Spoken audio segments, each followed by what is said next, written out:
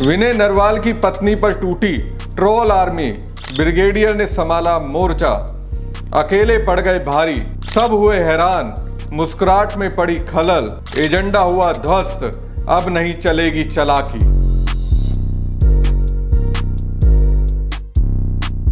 नमस्कार दोस्तों, मैं हूं प्रवीण सोहानी। दोस्तों, इस हंसी ठिठोली को देखकर क्या कहेंगे? एक तरफ देश की आत्मा पर गहरा जख्म है, दूसरी ओर ये मुस्कुराहट है। एक तरफ देश चाहता है अंतिम न्याय चाहिए, दूसरी ओर प्रधान सेवक रैलियों में व्यस्त है। जहां जा रहे हैं वहां गलबैया करने से चूकते नहीं है। बिहार में ऐसा किया। कोटि कोटि स्वागत एवं अभिनंदन है। आज पूरा बिहार स्वयं को आनंदित एवं गौरवान्वित महसूस कर रहा है। केरल में भी यही रूप दिखाया।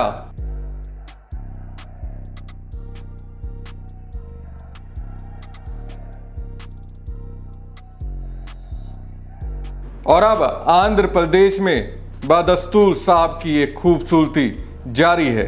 నాయకులు కొంతమంది ఉంటారు, ఆ కోవలోని వారే శ్రీ పవన్ సార్ వీళ్ళంతా. అలాగే మరొకరు కేంద్ర భారీ పరిశ్రమలు ఉక్కు శాఖల సహాయ మంత్రి వర్యులు. अब ये सब देखकर आपको क्या लगता है? पाकिस्तान पर हमला करने की योजना पीएम मोदी बना रहे हैं? मोदी, चंद्रबाबू नायडू और पवन कल्याण क्या गहन मंत्रणा में डूबे हुए हैं, या फिर हमारे आपके दर्द इनके लिए मायने ही नहीं रखते?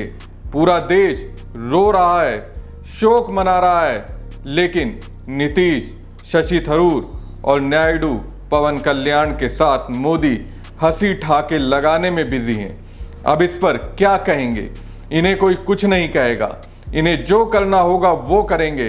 इनके लिए पाकिस्तान से बड़ा दुश्मन राहुल गांधी है, देश का विपक्ष है। अब ये अपनी दुनिया में व्यस्त हैं।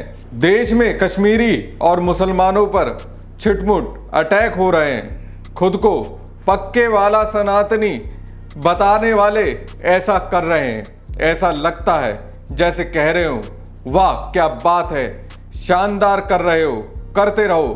कुछ आंखें ऐसी हैं जो अपनी आंखों से देश में धार्मिक उन्माद को देख नहीं सकते हैं, इसलिए बोलते हैं आपस में प्रेम करो देशवासियों। और यही बात नफरती चिंटुओं को बर्दाश्त नहीं हो रही है। वो सोचते हैं नफरत का जहर फैलता ही जाए।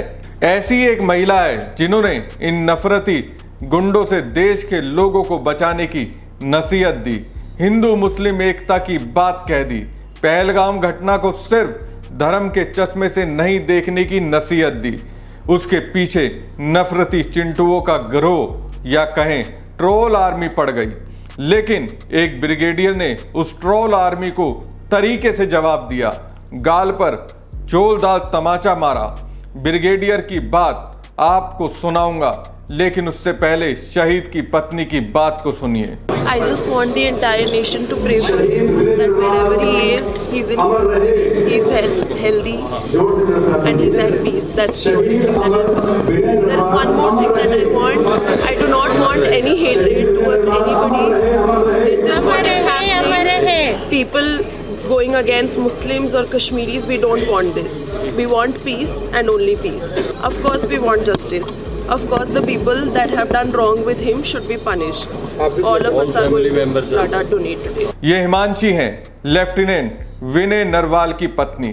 सिर्फ इतना कहा, हमें मुस्लिमों और कश्मीरियों से नफरत नहीं चाहिए, हमें शांति चाहिए। फिर क्या था? ट्रोल आर्मी टूट पड़ी, गालियां, करैक्टर पर दो टूक हमला, देशद्रोही तक बता दिया गया। अभी 9 दिन हुए हैं शहादत को। पति तिरंगे में लिपटा गया और पत्नी को मां बहन की गालियों में लपेट दिया गया। अब नफरत के सौदागरों ने ऐसा क्यों किया? क्योंकि हिमांशी ने नफरत की आग लगाने से इनकार कर दिया। बीजेपी जो नैरेटिव देश में लाना चाहती है कि धर्म पूछकर मारा गया, वो हिमांशी ने सीधे तौर पर रिजेक्ट कर दिया। अब ऐसा ट्रोल आर्मी को बुरा लगा और अपनी औकात पर आ गए। चलिए सोशल मीडिया पर कुछ भक्तों की नीचता को आपके सामने दिखाता हूं। उन्हीं में से एक नफरती चिंटू हिमांशी के लिए लिखता है, इस औरत की जांच होनी चाहिए, पति को नंगा करके इस्लामिक आतंकवादियों ने मारा। ये प्रेस को ऐसा बयान दे रही है। सुन, ये जेएनयू में टुकड़े टुकड़े गैंग की एक्टिव सदस्य भी रही है। अफजाल गुरु पैदा करने वाला गैंग जो भी हो, ये औरत सम्मान के लायक नहीं है। इसकी सोच देखिए कितनी घिनौनी है। इसको पता नहीं होगा जिसने अपने पति खोया, जो ये कह रही है ऐसा कहने के लिए कलेजा चाहिए। अब इस भोकू दास के अंदर ऐसा गुर्दा कहां रहने वाला है। देख लिया शब्द आपने, मुझसे तो बोला नहीं गया। दिखाया भी आपको इसलिए क्योंकि इन जैसे को बेनकाब करना जरूरी है। चलिए एक और देखिए, रंजन कुमार झा नाम के नफरती चिंटू ने हिमांशी के बारे में क्या लिखा।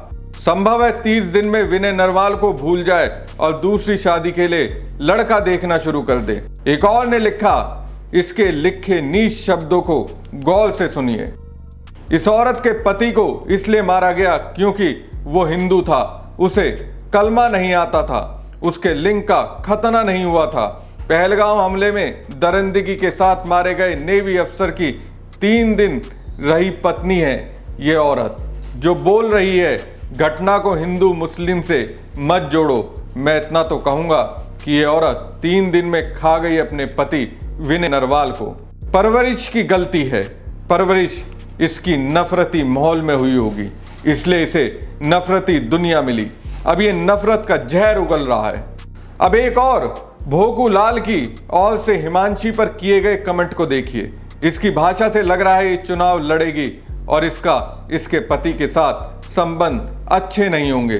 कुछ ही दिनों में दूसरी शादी कर लेगी। एक और इसी की सोच वाले ने लिखा, विनय नरवाल की पत्नी को दूसरा पति मिल सकता है, लेकिन मां की गोद और बहन की राखी तो सूनी ही रहेगी।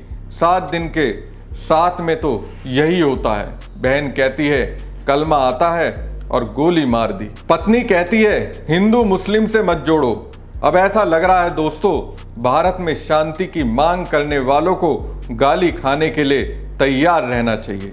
अगर कोई भाईचारे की बात कहता है तो उसे ट्रोल आर्मी गद्दार बताने लगती है। आप अगर कहते हैं हमें नफरत नहीं चाहिए तो ट्रोल आर्मी तैयार है। अगर आप कहोगे हमें मुसलमानों से नफरत है तो शायद साहब आपको फॉलो कर लें। अब इन गुंडों, जो मेरे लिए गुंडे ही हैं, इन्हें जानते हैं बीजेपी के केंद्रीय मंत्री सहित बड़े बड़े नेता फॉलो करते हैं। अब दोस्तों, सेना के लिए काम किए ब्रिगेडियर की बात सुनाता हूं, जो इन गुंडों के गाल पर जोरदार तमाचा मार रहे हैं। For those who don't know, I'm a proud son of someone who served in the Indian Army as a Special Forces officer for 30 years. Someone who's won a Gallantry Award for killing Pakistani terrorists at a very young age. Brigadier Deep Bhagat, my father. When you fought the terrorists, what gave you the courage to get through that? मेरी अपने देश से मोहब्बत, my faith in Hanuman ji. What do you think about the Pahalgam attack? Do you think it was against Hindus? No, it was against Indians. Why did they target Hindus? It's a tactics to divide us on communal lines. What do you mean?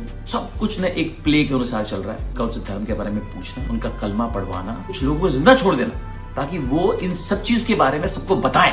They are playing a psychological game to create fights in our country on religious grounds, and that's the real aim. Do you think locals were involved? Very few. Local आवाम को तो ये suit ही नहीं करता है। Tourist season की अभी शुरुआत ही हुई है। The message you'd like to give to every Indian watching? Indian, हमें अपने आप से ये क्वेश्चन पूछना है कि क्या हमें कम्युनल वायलेंस करके अपना गुस्सा निकालना है या ये लड़ाई जीतनी है।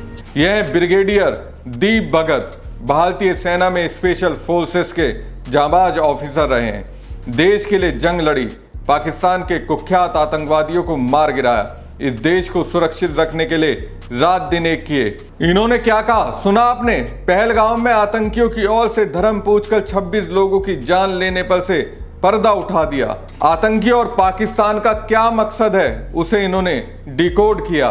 बताया जानबूझकर आतंकियों ने ऐसा किया ताकि भारत में हिंदू और मुसलमानों के बीच दूरियां बढ़े। और अफसोस की बात यह है कि देश के नफरती चिंटू पाकिस्तान की नापाक मंसूबों को कायम करने में लगे हुए हैं। हमारी खबर आपको कैसी लगी कमेंट बॉक्स में कमेंट करके जरूर बताएं। साथ ही पेज को ज्यादा से ज्यादा लाइक और शेयर कीजिएगा। धन्यवाद। विनय नरवाल की पत्नी पर टूटी ट्रोल आर्मी, ब्रिगेडियर ने संभाला मोर्चा, अकेले पड़ गए भारी, सब हुए हैरान, मुस्कुराहट में पड़ी खलल, एजेंडा हुआ ध्वस्त, अब नहीं चलेगी चालाकी।